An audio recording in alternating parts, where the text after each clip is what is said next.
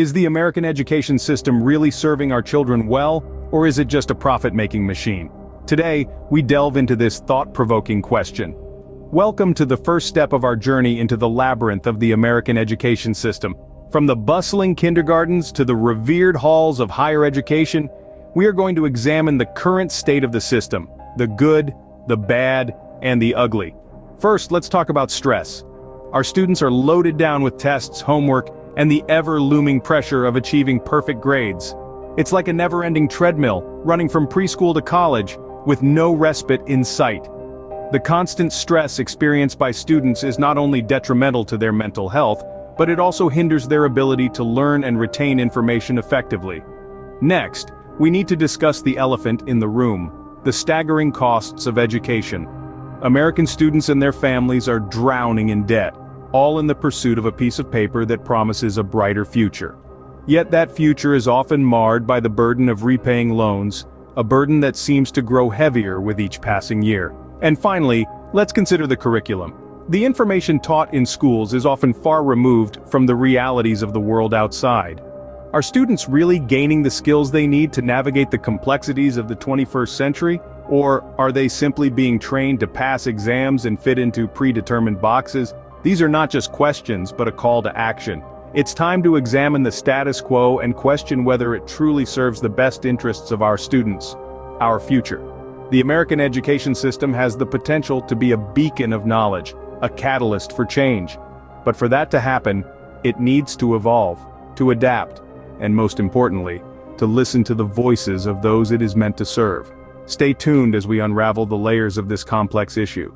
Education should be enlightening, not burdensome. Yet why are our children crumbling under the pressure? It's a question that tugs at the heartstrings of anyone who has ever cared for a student.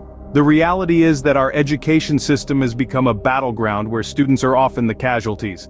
High-stakes testing has become a norm in our schools.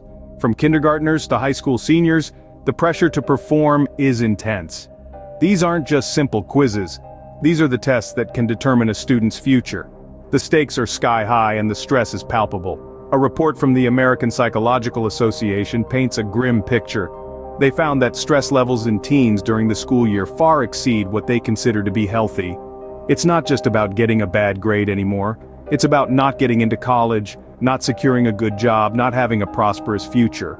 But what does this relentless pressure do to our children's mental health? According to a study published in the Journal of Health Economics, students who face high-pressure tests are more likely to be diagnosed with anxiety and depression. Let's consider the words of a high school student from a New York Times report.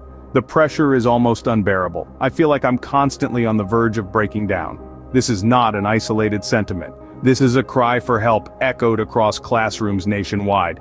And what do these tests measure really? Are they accurate indicators of a student's potential, or merely a measure of their ability to memorize and regurgitate information? Numerous studies suggest the latter. The National Center for Fair and Open Testing reports that high-stakes tests do not improve college readiness. Rather, they contribute to students' feelings of inadequacy and failure. Instead of fostering a love for learning, our education system is breeding a generation of students who associate education with stress and anxiety. Are these high-pressure tests really worth the cost of our children's mental health? It's a question we should all be asking, because at the end of the day, our children are more than their test scores. And it's high time our education system recognized that. Scene script. Education is a right, not a privilege. However, in America, the cost makes it seem otherwise. In this land of opportunity, education has become a high-stakes investment, a gamble where the dice are loaded against those without deep pockets. From the very outset, preschool, the first step on the educational ladder, can cost parents upwards of $10,000 per year. That's a hefty price to pay for finger painting and nap time.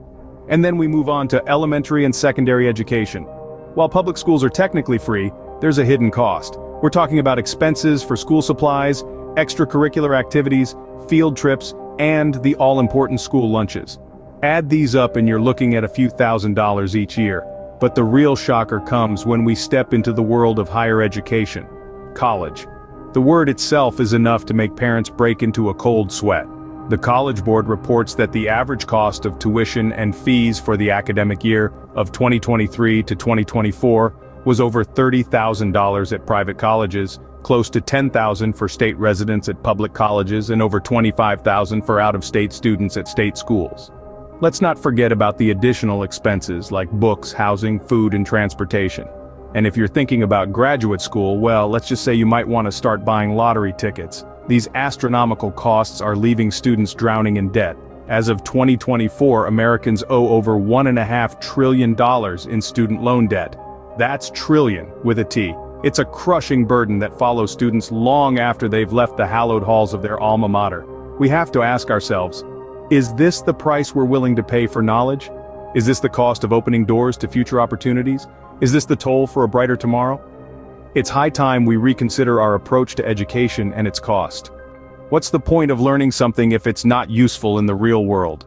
This poignant question echoes in the minds of countless students as they navigate through a system of education that seems increasingly detached from the realities of life beyond the classroom. Take a moment to reflect on your own educational journey. How many times did you find yourself questioning the relevance of what you were learning? How often did you wonder when, if ever, you would use the Pythagorean theorem in your day-to-day life, or why you needed to know the intricacies of Shakespearean sonnets? The curriculum in our schools and colleges is largely a relic of a bygone era, a time when memorization and rote learning were valued over critical thinking and creativity. But the world has evolved, and so too must our approach to education. We are preparing our students for a future that is largely unknown, a future where the only certainty is change. Yet our education system remains stubbornly rooted in the past. Consider the skills that are in demand today: collaboration, innovation, emotional intelligence, problem solving. These are the competencies that employers seek, the abilities that will equip our children to navigate a complex, interconnected world.